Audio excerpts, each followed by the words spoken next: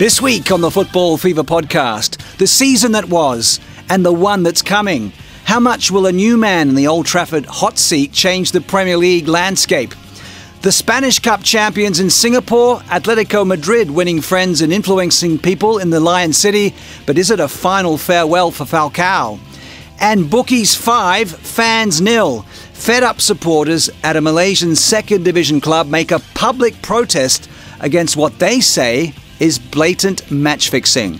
Hi everyone, this is the Football Fever podcast from Backbeat Studios in Singapore, proudly sponsored by One Malaysia, Cardiff City. It's also our very first vodcast, which means that, unfortunately for some of you, you have to see us. Yeah, sorry about that. Sorry about that. Coming up, we'll talk about Craig Bellamy's proposed trip to Malaysia with some stars of Cardiff City who we'll see in the Premier League. But let's introduce the cast this week. We have Mr. Neil Humphreys, the award-winning football author, the satirist, the columnist, and the man who's just released a new children's book. I did, yep. I'd like to thank everyone for coming because it was a sellout. And I'm a sellout for mentioning it, but I don't care. We have the former Manchester United and England fullback, Mr. Paul Parker, now a pundit here in Southeast Asia. Yep, that's what I do. Get paid for talking rubbish, people keep telling me. And let's welcome back to the football eater, Ash Hashim, the writer and blogger, the female voice of football across Asia. Great to be back, guys. I love being on this show. Now, before we move on, we have a special giveaway that Ash can demonstrate. It's a 2013 FA Cup hat and also golf shirt. So please go to our Facebook page. The first person to tell me the minute that the goal was scored in when Wigan beat Manchester City will win the prize. So that's something we'll remind you about a bit later. But let's say goodbye to Sir Alex Ferguson. Of course, after 26 and a half years, no longer will he be at Manchester United next season. David Moyes has moved in and he had 1,500 games, Paul Parker. You were there for some of them. How will you best remember Sir Alex Ferguson? Blimey, there's quite a few things to actually come out and say. One of them was maybe when I nutmegged him, started laughing, and he called me a little pygmy. And you forgave him for that? Of course I did. You had to, I had to. Yeah, well, it was only one of my early training sessions. There was another time when I made a mistake of listening to Steve Bruce and I called him Taggart. If anyone out there doesn't know, Taggart is a very famous Scottish policeman in a police series back in the UK, and I called him that, and it was one of the worst things. Why did you call him that? Because, he looks like him. He does look like him, but I kind of fell into a trap by Steve Bruce, and only just arriving, thought it was just get my way in slowly. I nearly got myself out very quickly. So he told you that was his official nickname or something, or he liked to be called it? I just got involved. It was very, very childish on my point to get involved in that, but I learnt a lot after that, and I just kept my mouth quiet and spoke when spoken to. Was there a genuine fear with Alex all the way through?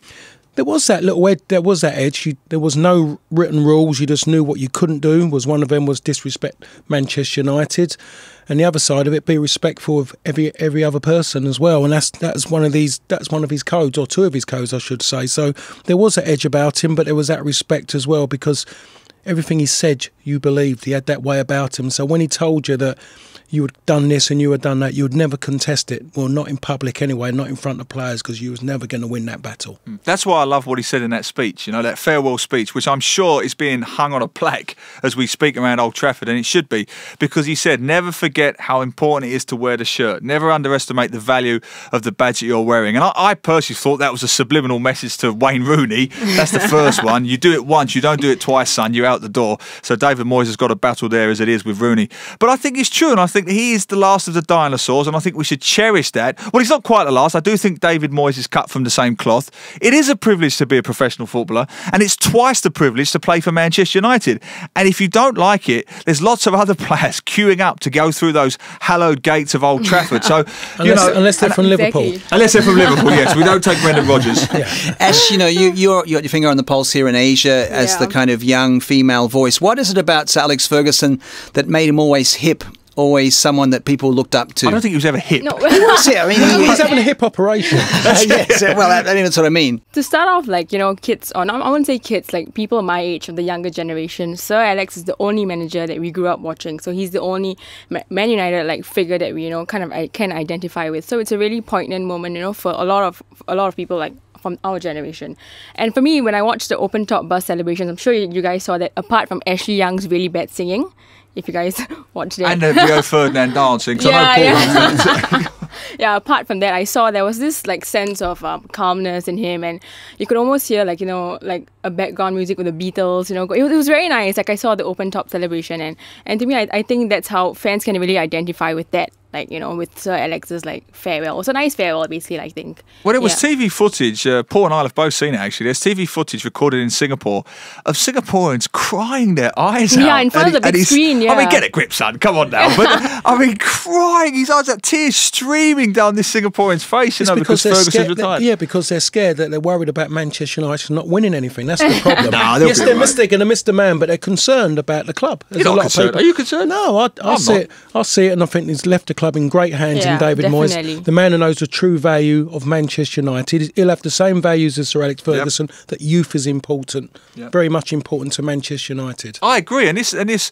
obsession with foreign is the only way to go. The idea that you bring Jose Mourinho to somewhere like Manchester United, I'm with Sir Bobby Charlton on this one. Mourinho comes in for a season, possibly retains the title, maybe has a shot at the Champions League, and in 2 seasons it's already disintegrating. He's fallen out with the senior players. He's no longer talking to half the squad. RVP wants to leave. This one wants to leave. You get Mourinho for 2-3 seasons. He comes in and fixes what's broken. Manchester United are not broken. They just need tinkering. We'll talk about Jose in a minute, but let's talk about David Moyes coming in there. Of course, it was Sir Alex Ferguson who took over from Ron Atkinson back in November of 1986, and a bit of a bumpy time that Sir Alex Ferguson had, probably for 3 or 4 years. Paul, what's your feeling about the transition period with David Moyes taking over?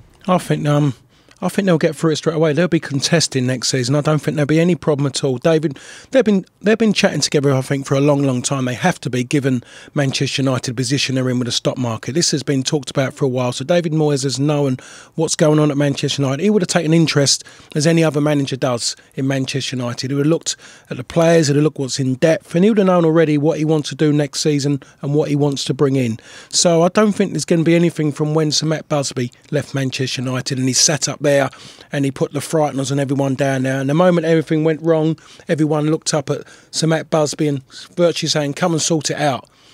Sir Alex Ferguson has let everyone know in uncertain terms, the manager's there, you support him, and just let me get on and just let me wave to people now and again. I think that's his attitude. Smart move again he made in the speech. You've endorsed me for 26 years, now you endorse a new guy. So it was a public endorsement and almost a warning. It was a warning to the Manchester United fans. You follow me, now you follow him.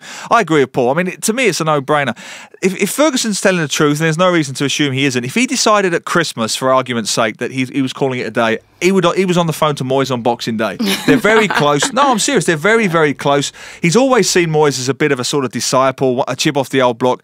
Moyes has known about this since Christmas. As soon as Ferguson's family knew, Moyes found out straight after, and it's been in the wind for the last 4 or 5 months. And Moyes will do a terrific job. He's his own man. I think that's the difference between Matt Busby's era and this. Wilf McGuinness and then Frank O'Farrell took over from Busby. They were in Busby's shadow. They were intimidated by the stature of Busby. This guy won't be. He's been a manager for 11 years, punching above his weight, taking a mediocre side into the top 6 or so every other season. Fantastic record. And also, this thing about he's got to be from a big club. People forget that Ferguson came from Aberdeen. He didn't come from Real Madrid or Barcelona. I know Aberdeen was a good side at the time. They broke up the old firm. But, he'd done his sort of apprenticeship in Scotland, just as Moyes has done his apprenticeship at Everton. Well, a lot of people are wondering, especially at Liverpool, what the effect's going to be, because it was 28 points, I think, between first place Manchester United and 7th place Liverpool. Ash, a lot of Liverpool fans here in Southeast Asia have been waiting such a long time. What kind of opportunity is it going to be for Liverpool to bridge that gap against their arch enemies? 28 points is a really, really big gap, and especially, for Singapore fans. Like he was saying about how Manchester United fans are crying. I mean, I think Liverpool fans have a lot more to cry about. 28 points is, it's crazy. And I think they have, Brendan Rodgers was saying something last night about how Liverpool, the new players have to come in, have to go, to really try and measure up to, the past successes. And I think that 28 points is a big problem. And I think that next season they really need to really look at buying new players. Yeah, Philippe Coutinho, for example, the young Brazilian, he's shown a lot of promise this season, and he's great in the pitch. But him alone is not enough. They need to start looking at South America, perhaps, other parts. Maybe Falcao. Who knows? I don't think. I mean, personal opinion. I don't think it'll be 28 points next season. Yeah, I mean, we've been very critical of Brendan Rodgers on this podcast, but I think in the last 2.5 months, you finally started to see it click a little bit about where he's going. They played some good football, I think, in the last couple of months, and it was attractive football. And if he keeps Suarez, it's a big if at this stage, but if he keeps Suarez, Coutinho, Raheem Sterling, God knows what he's going to do off the pitch, never mind on the pitch, but if they keep Sterling, Coutinho, Suarez, who am I missing, Sturridge, that is a good attacking quartet of 4 or 5 players.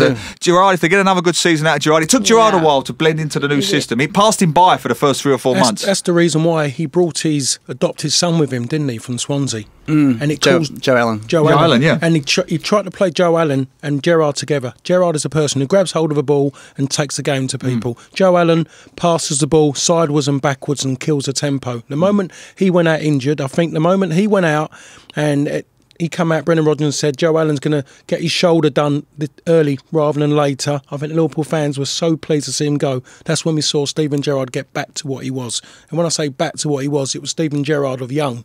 Yeah, I agree. Yeah, without a doubt, he was fantastic for Liverpool. Galvanised. And if they get another season of Gerrard like that, with that attacking four, need a centre-back, obviously, I think that goes without saying. They'll buy a centre-back in. I don't think Kolo Touré will be the only centre-back. I think that's a stopgap at best. There'll be a bigger signing than that. Possibly another fullback and possibly another midfielder. I honestly see Liverpool challenging for the top 4 next season. Well, that's a big call because it's been a while since they've been there, Paul. What's your feeling about how far away they are from being a top 4 contender regularly? I think if Brendan Rodgers is going to be serious and not try and kid the Liverpool fans, because they're not mugs. They've been around a long, long time. They know it. I think he's got to talk Europa League. Don't go out trying to appease everybody by making Liverpool bigger than what they are at this moment in time. We know how big they are. We all grew up in the 80s loving Liverpool from playing in the European Cup. Everybody did. We used to support anyone who was going to win something for England.